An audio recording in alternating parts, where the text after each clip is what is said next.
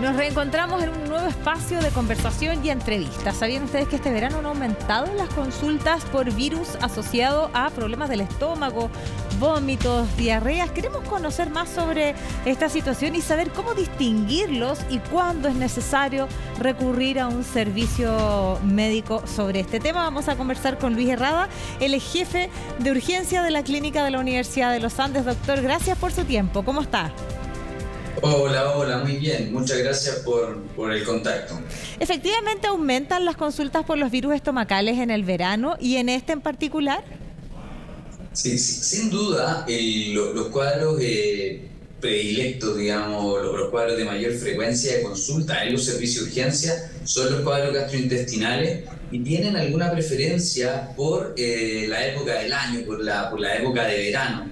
Y esto se da por dos situaciones, porque la circulación viral de los dos virus más habituales que generan cuadros gastrointestinales agudos, que es el norovirus y el rotavirus, es de temporada de verano. Y además también, y hay una cosa importante como para poder distinguirlo, las enfermedades gastrointestinales secundarias a bacterias también son mayores en esta época, es decir, tenemos proliferación mayor de bacterias en los alimentos a propósito del calor y la ruptura de las cadenas de frío. Y es por eso que en este periodo de verano se configura un escenario un poquito particular, es decir, aumentan las consultas por cuadros gastrointestinales por estas dos razones, es decir, mayor circulación viral y además cuadros de diarreas bacterianas un poquito más complejas, ¿no es cierto?, por el calor. Y ahí hay que ser súper claro en esta situación donde en general los pacientes tienen la impresión de que los cuadros diarreicos son más bacterianos que virales, y ahí, al igual que en los cuadros respiratorios, el 90% prácticamente de los cuadros diarreicos agudos son virales, ¿ya? Y en general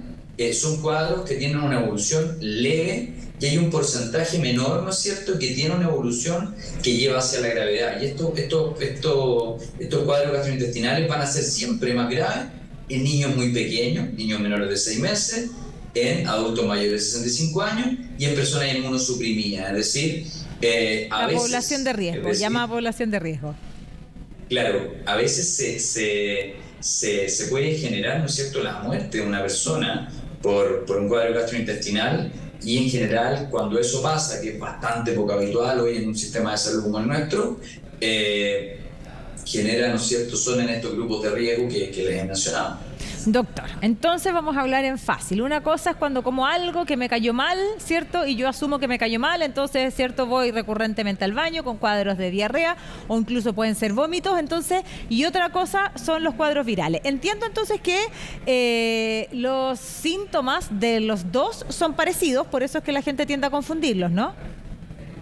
Así es, ahí en general el cuadro viral por ¿cómo se llama?, por norovirus, por rotavirus, que son los más frecuentes, tienen el mismo sistema de contagio que el COVID, ¿verdad? Es decir, la persona toca algo o ingiere algún alimento, ¿no es cierto?, que está contaminado.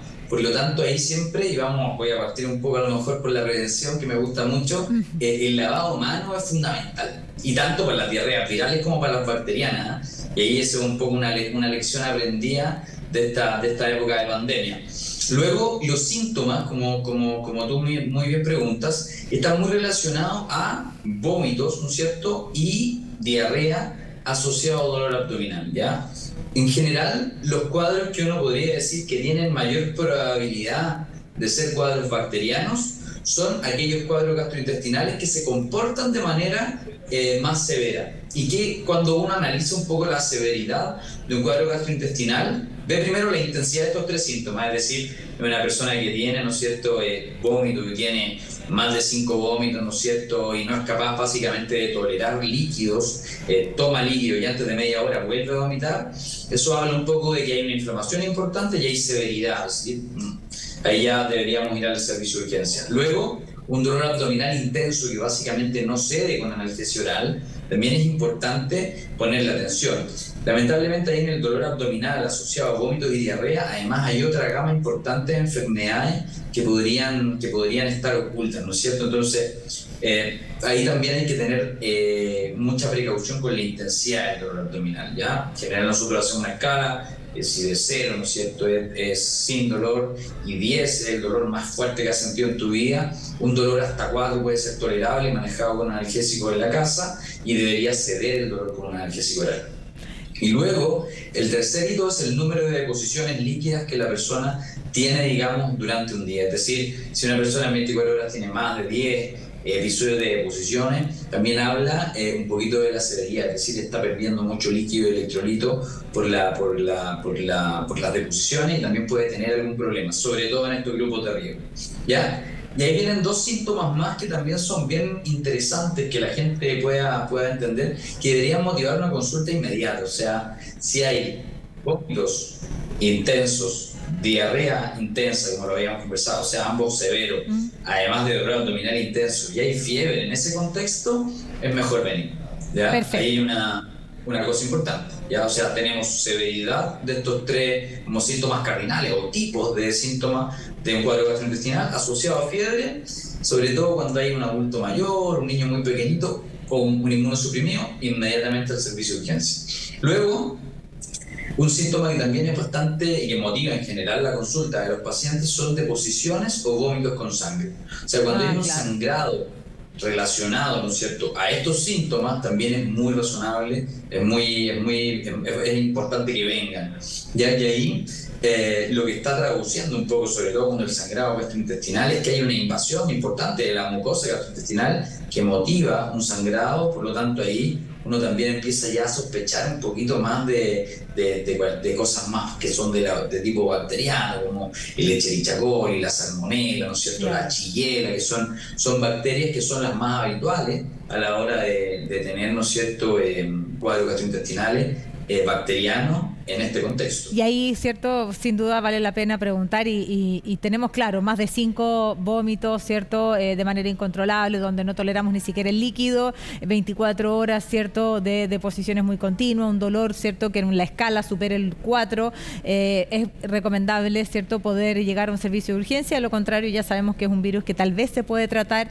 bien asesorados en casa. Pero usted dijo algo que a nosotros también nos gusta mucho, que es la prevención, porque es lo mejor, cierto, claro, para cualquier ámbito de la salud, el evitar adquirir virus o, cierto, estos males causados por un alimento que se descompuso, por la cadena de frío. Entonces ahí quiero reparar y hacer el foco en cuál es la mejor medida de prevención. Uno, para los virus, nos decía el lavado de mano. Para todos el lavado de mano, porque las otras bacterias, también vienen, ¿no es cierto?, en los alimentos por contaminación. Muchas veces son alimentos preparados contaminados con deposiciones, digamos. Entonces, el lavado de mano, el lavado de los alimentos, no romper las cadenas de frío, son vitales para la prevención. O sea, yo diría que ahí están como los 3 puntos más importantes. Ya, en general, lo más simple de hacer y de certificar es el lavado de mano. Ahora, por ejemplo, si uno va a consumir alimentos en la calle, o sea, en verano, por ningún motivo, nunca en realidad, pero si lo va a hacer, si alguien se tienda, qué sé yo, o sea, cualquier cosa que esté en la calle, que no tenga, digamos, la cadena de frío, tiene un alto riesgo de tener bacterias y portar, digamos, microorganismos que se pueden transformar en un cuadro gastrointestinal que puede ser bastante complejo. Entonces, no alimentarse en la calle, lavarse las manos, y desde el punto de vista de la preparación de nuestros alimentos, siempre lavar, ¿no es cierto?, frutas y verduras, y mantener esta higiene también en las cocinas, porque también hay una fuente de contagio. Y eso debería ser suficiente, digamos, para poder controlar estos brotes de enfermedades virales que nos afectan. Y la comida tiene que estar bien, cierto, cocida, le pregunto, porque muchas veces hay como enfermedades asociadas a comida cruda. En general, preferir alimentos cocidos, ya eso elimina la posibilidad de las bacterias, y bien lavados también. Cuando uno si va a comer lechuga, por ejemplo, o algo que proviene del suelo, efectivamente es obligación lavarlo, digamos, antes de consumirlo, de manera que evitar, digamos, cualquier tipo de de contaminación. Y también, bueno, la comida cruda también transmite parásitos. Entonces, las carnes crudas, los pescados crudos que no estén debidamente sanitizados o certificados pueden traer también parásitos. Y eso es una causa también bastante menos frecuente en nuestro país, pero también en cuadros gastrointestinales secundarios a parasitosis. Perfecto, nos queda claro entonces en el momento en el cual hay que acudir a un servicio de urgencia en estos llamados virus del verano. Queda verano todavía, así que a estar muy atentas y atentos a estas recomendaciones. Doctor, gracias por esta comunicación con CNN Chile. Muchas gracias a ustedes. Y bien, pues la invitación a todos ustedes a que sigan junto a la compañía de nuestro canal. Nos encontramos en una próxima oportunidad.